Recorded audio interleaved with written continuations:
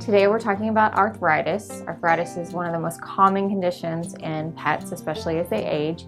It's a complex condition that affects one or more joints in the body. Usually older pets are more affected by it. There are a couple different types of arthritis. Primary arthritis is typically caused by a disease process. So rheumatoid arthritis or lupus can cause degeneration of one or more joints. The most common type is secondary arthritis. This is typical wear and tear, aging arthritis. There's instability of a joint or an injury that causes damage to a joint. And over time, it's a progressive degeneration of the joint surface, and that causes pain, inflammation, and is one of the most common problems we'll see in older pets.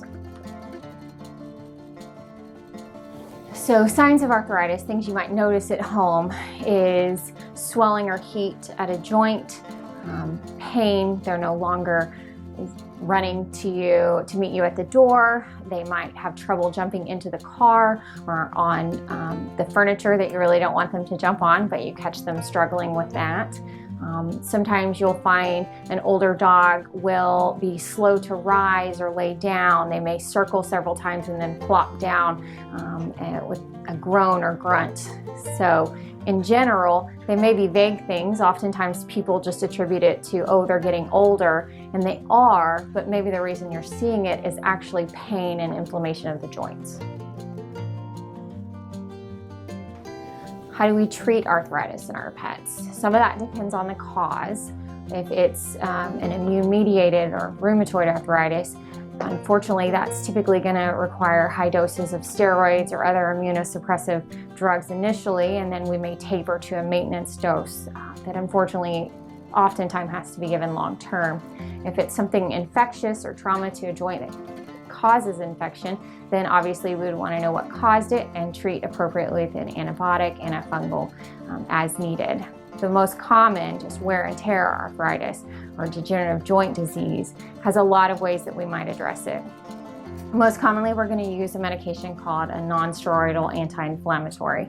This affects, or the way we treat is controlling pain but also inflammation of the joints. If we can control the inflammation, that helps slow down the progressive nature of the disease and offers overall better comfort levels. So we may start with that. Like in humans, over time, these medications can be a little harder on certain areas of the bodies like the liver or kidneys. So expect us to do some blood work beforehand. We want to make sure that your pet has good health in their liver and kidneys so that they can process and metabolize the drug appropriately. After they've been on it for a trial period, we'll spot check those values again, make sure that they are able to tolerate the medication, and then if we use it long term, we will periodically monitor blood work to make sure they're continuing to stay healthy. For general pain control, if it's progressive and non-steroidals aren't enough, we may add in some additional pain meds. Some other important ways that we can address it are joint supplements, glucosamine chondroitin, omega fatty acids. These over time, if they're added in through a diet or a supplement, can cause a lot of improvement to overall joint health. Another important way to help with arthritis is weight control. Just like in humans, obesity or being overweight puts extra strain on the joints. Over time, that causes increased friction and damage to the joints, which plays into the degeneration of the joints themselves. So adding in exercise to keep the muscles moving and keep their metabolism up, hopefully cutting back a few pounds, can make a big difference. Finally, we can try adequate injections. These injections, given intramuscularly, can help the cartilage and joint fluid health, therefore increasing the viscosity and the cushioning in the joint, therefore decreasing inflammation and pain.